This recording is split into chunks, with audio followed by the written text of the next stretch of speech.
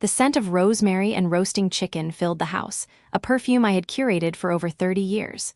It was a scent that clung to the curtains, that welcomed you at the front door, that promised warmth and comfort.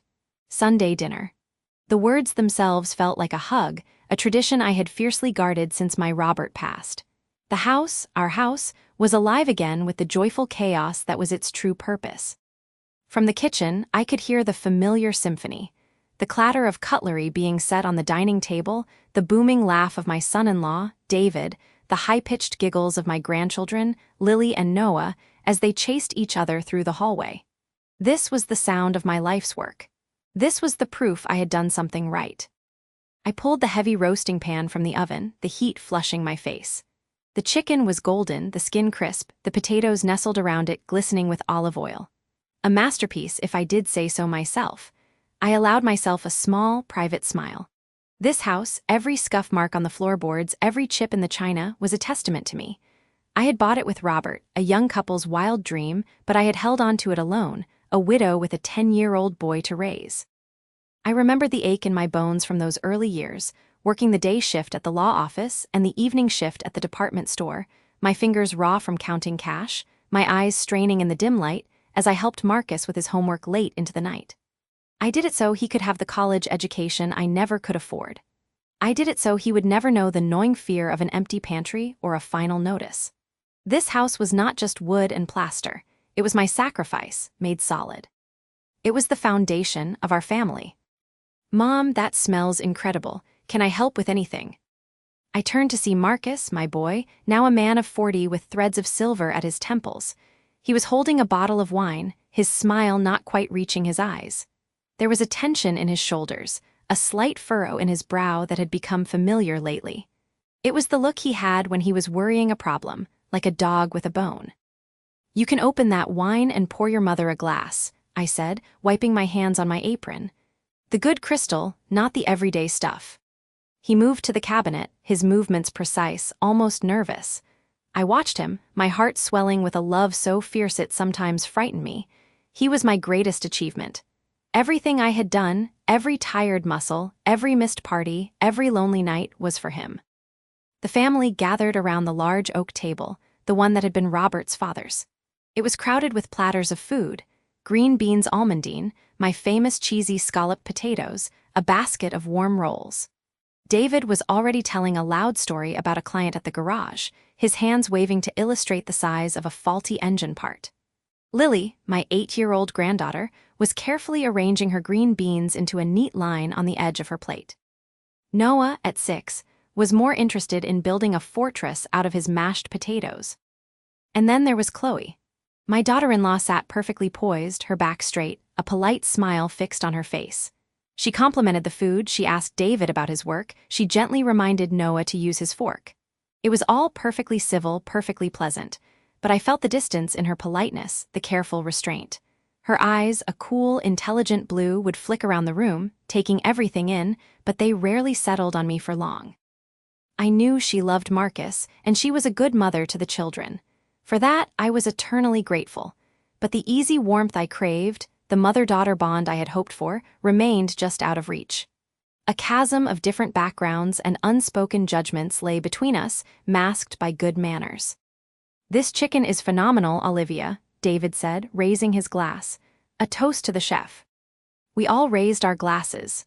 "To family," I said, my voice thick with emotion.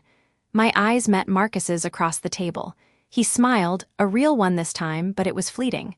The worry returned to his face almost immediately. The meal continued, a cacophony of laughter and conversation that I soaked up like sunlight. This was what it was all for. This noise, this mess, this life. I looked at Marcus, hoping to catch his eye again, to silently assure him that whatever was troubling him would be all right. But he was staring at his plate, pushing a piece of chicken around with his fork. "So Marcus," David boomed, cutting through the chatter. "How is that big project going, the one you have been working nights on? Did you finally close the deal?" A silence fell over the table. It was not a complete silence. Noah was still humming to himself, and the clock in the hallway ticked steadily. But among the adults, the air went still. Chloe's polite smile tightened. She looked down, carefully placing her knife and fork together on her plate. Marcus cleared his throat. He took a sip of water, buying a moment. "It is going," he said, his voice a little too light. "These things take time, a lot of moving parts." I felt a cold trickle of apprehension. This was the conversation he had been avoiding. I could feel it. For weeks, he had been distracted, his phone calls shorter, his visits more rushed. He had mentioned a new project, something big, but the details were always vague. "It is complicated, Mom," he would say. "I will tell you all about it when it is finalized." "Well, it must be huge," David continued, oblivious to the tension he had unearthed. "You have been buried in it for months. Must be a game changer for you guys." Chloe spoke then, her voice calm and measured, but with an undercurrent of something sharp. "It certainly has the potential to be life-changing, David." She did not look at Marcus. She looked directly at me, and for a second her polite mask slipped, and I saw a flash of something raw and anxious in her eyes. It was gone in an instant, replaced by the cool composure, but the glimpse was enough to send a jolt through me. "Life-changing?" I asked, trying to keep my tone light, conversational. "That sounds very important. Are you allowed to talk about it, dear?" Marcus shifted in his chair. The wood creaked under him. He looked from me to Chloe, a silent communication passing between them that I was not part of. He looked like a man standing on the edge of a high dive, unsure whether to jump or climb back down. "It is not really the right time, Mom," he said, forcing a smile. "It is a lot to get into, and we do not want to bore everyone with business talk at the dinner table." "Oh, it is not boring," I insisted, my heart beginning to beat a little faster. "I am always interested in what you are doing, you know that." He reached for his wine glass, and I noticed his hand was not entirely steady. The rich, red liquid swirled dangerously close to the rim. He took a long drink, then set the glass down with a decisive click. "I know," he said, his voice low. He finally met my gaze, and the anxiety in his eyes was so clear, so stark, that it stole my breath. This is a big decision, and it involves the house." The words hung in the air, sucking the warmth right out of the room. The chatter of the children seemed to fade into a distant echo. The house, my house, the foundation. I felt the solid floor beneath my feet turn to shifting sand. I stared at my son, my Marcus, and I could not form a single word. The joyful chaos of the family dinner was gone, replaced by a silence that was heavy and profound, waiting for him to shatter it with whatever came next. The scent of lemon polish and freshly baked almond biscotti usually filled this room with a sense of unshakable peace. Today, the aroma was cloying, a thick sweetness that clung to the back of my throat. I had arranged the platter myself, the china one with the delicate bluebirds that Marcus had given me for Mother's Day years ago. Every detail was a prayer, a silent plea for the familiar comfort of a Sunday afternoon visit, but the air was different. It was charged with a silence that was not peaceful, a stillness that felt like the held breath before a storm. Marcus and Chloe sat side by side on my chintz sofa, a united front. They looked like a magazine advertisement for young, successful love. Marcus, my son, with his father's kind eyes and that little furrow of worry he gets between his brows. Chloe, lovely and poised, her hands folded neatly in her lap, but her knuckles were white. I could see the pulse fluttering at the base of her throat. I poured the tea, the stream of amber liquid unnaturally loud in the quiet room. "So," I said, my voice a little too bright, a little too high. "You said you needed some advice. Is it about the new house? The garden? You know I have those books on perennial borders I could lend you." Marcus shifted, the leather of the sofa creaking under him. He would not meet my eyes. He looked at the biscotti, at the bluebirds on the platter, at the rain beginning to streak the bay window behind me. Anywhere but at me. "It is not about the house, Olivia," Chloe said. Her voice was small, but it had a sharp, determined edge. She used my name, not Mom. I noted it, a tiny splinter of ice entering my heart. "Well, what is it then, dear?" I asked, setting the teapot down with a soft click. "You know you can talk to me about anything at all. That is what family is for." I looked at Marcus, expecting him to jump in, to lighten the mood with one of his easy jokes. He remained silent, a statue of my son, his gaze fixed on the middle distance. My smile began to feel stiff on my face, a mask I was holding up by sheer force of will. Chloe took a deep, shaky breath. It was the kind of breath one takes before jumping from a great height. "Olivia, we need to talk about your help." "My help?" I repeated, a genuine warmth flooding back into me. This I understood. This was familiar ground. Oh, honey, it is no trouble at all. You do not need to thank me. I love being able to do things for you too. It makes me feel involved. It makes me feel useful. I reached across the coffee table, intending to pat her hand, but she subtly withdrew it, tucking it into her lap. That is just it, she said, and her eyes finally lifted to mine. They were not angry eyes. They were frightened and full of a desperate resolve that made my blood run cold. Your help, it is so sweet. It truly is. The meals you drop off, the constant texts about decor and paint samples, the suggestions for our vacations, the lists of baby names, it is incredibly sweet. There was a but hanging in the air between us, so large and dark I could almost see it. I held my breath, waiting for it to fall. But it is exhausting, she said, and the words did not just hang in the air, they struck me with the force of a physical blow. I actually felt myself sway back in my chair, exhausting, my love, my care. My attempts to weave my thread back into the tapestry of their lives after the lonely quiet of widowhood. It was exhausting to them. Room seemed to tilt. The cheerful bluebirds on the platter seemed to mock me. I could not form a word. My mouth was dry. I looked from Chloe's pained, earnest face to my son. This was the moment. This was when he would step in. He would see the devastation on my face. He would laugh that gentle laugh of his and say, "Oh, come on, Chloe, Mom is just being Mom. We appreciate it, really." He would give me that look, the one that said, "You and me, Mom, we understand each other." He would make it right. My eyes locked with his. I searched his face, this man I had raised, whose scraped knees I had bandaged, whose nightmares I had soothed, whose heart I had carefully held after his first breakup. I looked for a flicker of the little boy who used to run to me for everything. I looked for my ally. And I saw him nod. It was a slow, deliberate, agonizing movement, a nod of agreement, a confirmation of the verdict. It was not a grand gesture, but it was the most profound betrayal of my life. It was a betrayal of every sleepless night, every sacrificed dream, every ounce of love I had poured into building this family, into building him. He was dismantling the monument of my motherhood with one silent, terrible motion of his head. The world did not just tilt then, it shattered. The warmth that had always lived in my chest, the warmth I had carried for him since the moment I first felt him kick inside me, simply extinguished. It was replaced by a coldness so absolute, so vast, it felt like stepping into a void. I felt the blood drain from my face. I could feel the mask of my expression settle into something hard and smooth, a stoic facade carved from ice. I watched my own hand as if it belonged to someone else as it placed my teacup back on its saucer. The china did not make a sound. I was very careful about that. I straightened my back, pulling my shoulders back. The emotion was there, a screaming, wounded thing trapped behind the ice, but I would not let it out. I would not give them the satisfaction of seeing me break. Not now, not ever again. "I see," I said. My voice was calm, flat, devoid of all the emotion that had been there moments before. It was the voice of a stranger. "Well, thank you for your honesty." I stood up. The movement was fluid, controlled. I did not look at them. I looked at the rain on the window, at the gray world outside that suddenly matched the emptiness inside me. "I am feeling rather tired suddenly. I think I need to lie down." "Mom, wait," Marcus said, and his voice was thick with something, guilt, pity, I did not know. I did not care. The word Mom from his lips now felt like a lie. I did not wait. I walked toward the archway that led to the hall, my steps measured and even.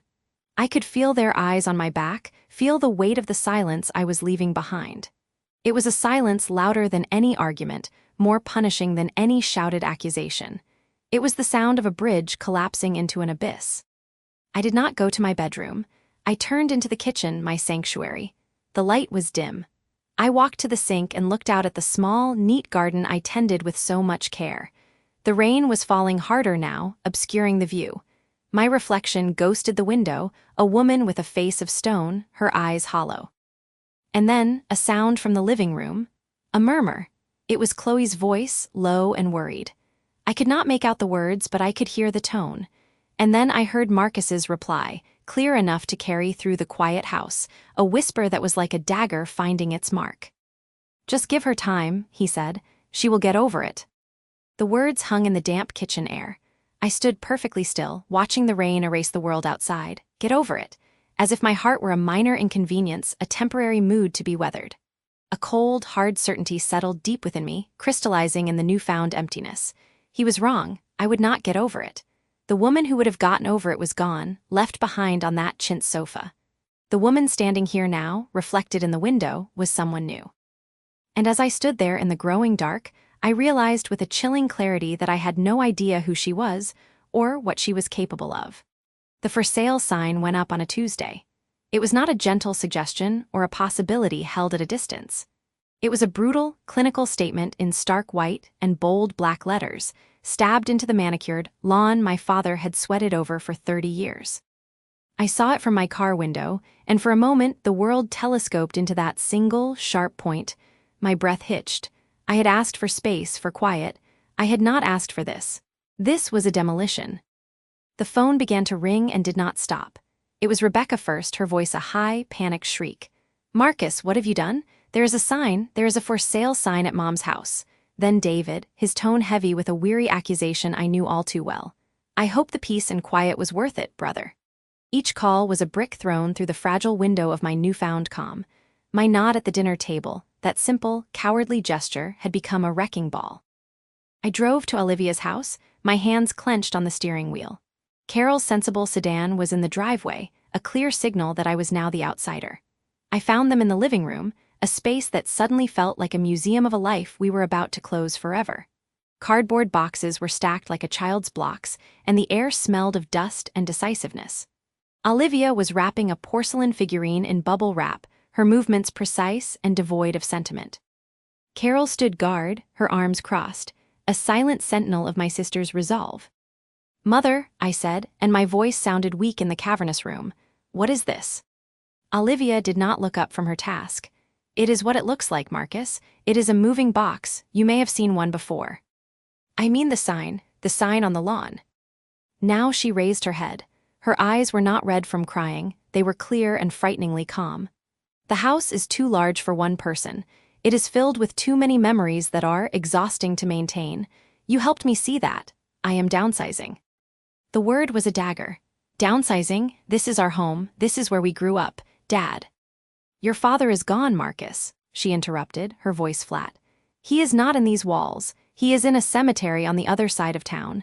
I am still here, and I cannot live in a shrine to a family that no longer exists." She turned back to the figurine, a delicate shepherdess my father had bought for her on their trip to Italy. With a final twist of tape, she sealed it away in the box. Carol finally spoke, her voice cool. "She is doing what is best for her, Marcus. Something you were so keen on everyone doing for themselves, remember." I felt a hot wave of frustration. This is not what I meant. I meant less interference, not erasure. Olivia slammed her hand down on the table, making both Carol and me jump. The sound echoed in the half-empty room. "What did you think would happen?" Her composure cracked, and the raw emotion beneath was terrifying. "You voted me out, Marcus. You sat at my table, ate my food, and with one silent, weak little nod, you told me that everything I have done for 40 years, the worrying, the planning, the holidays, the phone calls, the love was too much. That I was too much. So I am making myself less. Is this the space you wanted? These empty rooms, this silence?" Her words carved into me. I had seen her love as a weight, a burden. I had never considered it was also a structure, the very framework that held us all up. Without it, everything was collapsing. "I did not want you to sell our home," I whispered, the fight gone out of me. "What did you want then?" Carol asked, not with malice, but with a genuine, painful curiosity. "You wanted her to stop being our mother? That is who she is. That love, that exhausting love, as you put it, is what held this family together when Dad died. It is what made sure you had a hot meal every night when you were studying for the bar. It is what remember Rebecca's kids' birthdays when Rebecca herself sometimes forgets. It is the glue, Marcus, and you dissolved it." The truth of it was a physical blow. I looked around the room. I saw the faint discoloration on the wallpaper where the Christmas tree stood every year. I saw the scratch on the hardwood floor from when David and I had dragged the sofa to watch a football game. I saw the window seat where I had kissed Sarah Miller at my 16th birthday party. This was not just a house. It was a living chronicle of us, and my mother was its caretaker. By dismissing her role, I had made the chronicle obsolete. Olivia stood and walked to the fireplace, pulling a small, framed photo from the mantel. It was a picture of all of us, taken just a few years ago, crowded together and laughing. She did not pack it. She handed it to me. "You said you needed to build your own family's foundation," she said, her voice soft now, layered with a grief that was far deeper than any she had shown for my father. "So build it. Take this. This is your heritage. It is all you get. The rest is just wood and plaster. I am setting it down." I took the photograph, the glass cool against my fingers. There was nothing left to say. The consequences of my choice were no longer abstract. They were real estate. I had sacrificed my heritage on the altar of a peace I no longer understood. I had wanted a room of my own, and in getting it, I had made my entire family homeless. The sale went through with a speed that felt cruel. Olivia moved into a tidy 2-bedroom condo on the other side of the park. It was bright, modern, and held no ghosts. When I visited her there a month later, the silence was different. It was not the heavy, waiting silence of the old house. It was a quiet she had chosen. She seemed smaller, but also lighter, as if she had finally put down a burden she had been carrying for decades. She served me tea, and we made polite, careful conversation. It was peaceful. It was exactly what I had asked for. It was unbearable. I returned to my own apartment, to Sarah and our life that was supposed to be the future. I looked at the photo of my family, now placed on our own mantel. I looked at Sarah, who was watching me with a concerned expression.